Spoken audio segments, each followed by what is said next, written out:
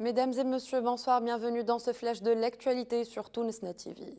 Narmain Fehri et Mohamed Ali Nasri, députés démissionnaires de l'Assemblée nationale constituante, ont été agressés physiquement dans la matinée de ce lundi 29 juillet par les unités d'intervention à la place de Bardo alors qu'ils étaient sur le point de rejoindre le sit-in Rahil.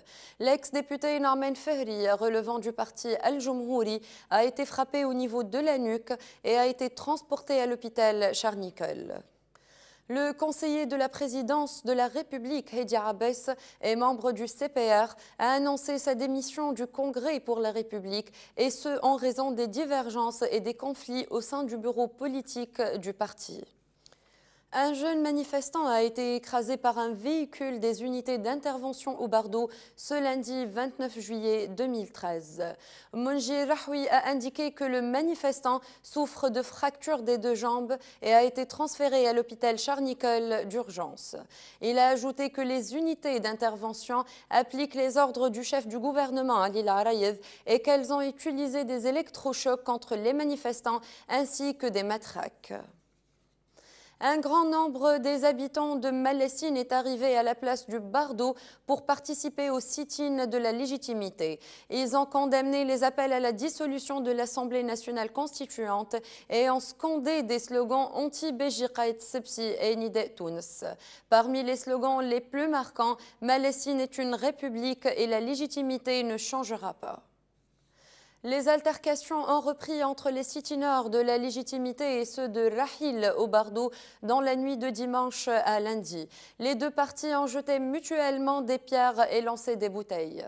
Les forces de sécurité sont intervenues pour calmer la situation sans recours à la violence ni au gaz lacrymogène.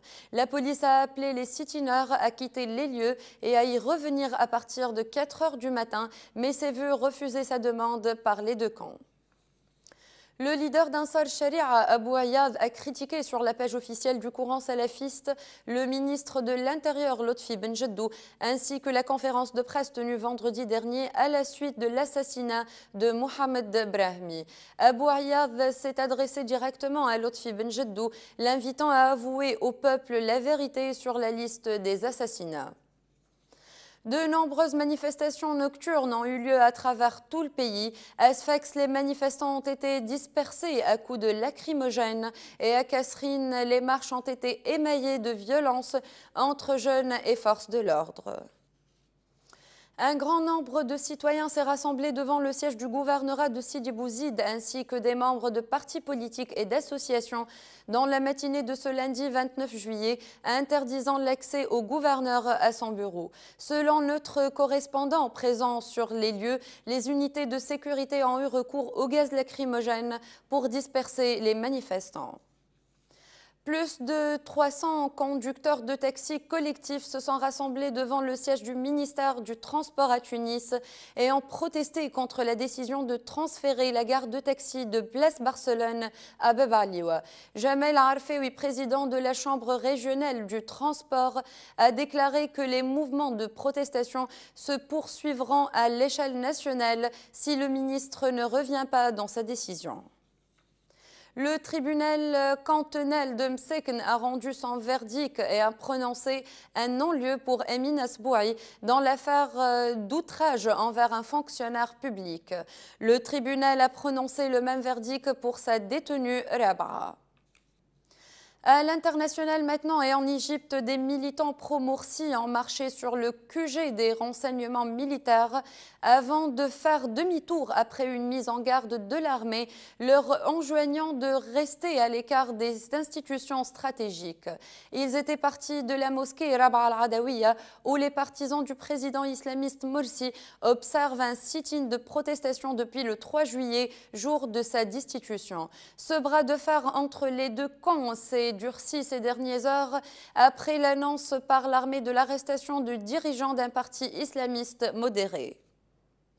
En Turquie, une attaque menée par 3 kamikazes avec un véhicule bélier rempli d'explosifs contre une porte d'entrée du bâtiment où résident des diplomates. L'incident a entraîné la mort d'un policier turc et a causé des blessures graves à 3 autres personnes. Ankara a été visé pour son soutien au régime somalien. En Irak, de graves incidents se sont déclenchés. Rien qu'à Bagdad, une dizaine de voitures piégées ont explosé dans des quartiers, pour la plupart chiites, fait au moins 40 morts et près de 200 blessés. Les violences se sont multipliées dans le pays depuis le début du Ramadan. Au sud de la capitale, deux déflagrations ont ébranlé le centre de Kout, une ville à majorité chiite à 160 km de la capitale. Toujours au sud de Bagdad, deux autres attentats se sont produits à Samawa, une autre ville chiite. Une voiture piégée a également frappé Bassora, la ville portuaire du sud du pays, là aussi à majorité chiite. Certains analystes craignent que des groupes liés à Al-Qaïda soient responsables des récents attentats. Leurs objectifs seraient de relancer la guerre civile. Pas de changement en vue au pouvoir au Cambodge. Le Parti du peuple cambodgien aurait remporté les législatives. Hun Sen devrait donc rester Premier ministre, poste qu'il occupe depuis 28 ans. L'opposition qui dénonce des irrégularités aurait néanmoins progressé d'une vingtaine de sièges. C'est la fin de ce flash. Merci pour votre attention et bonne fin de soirée.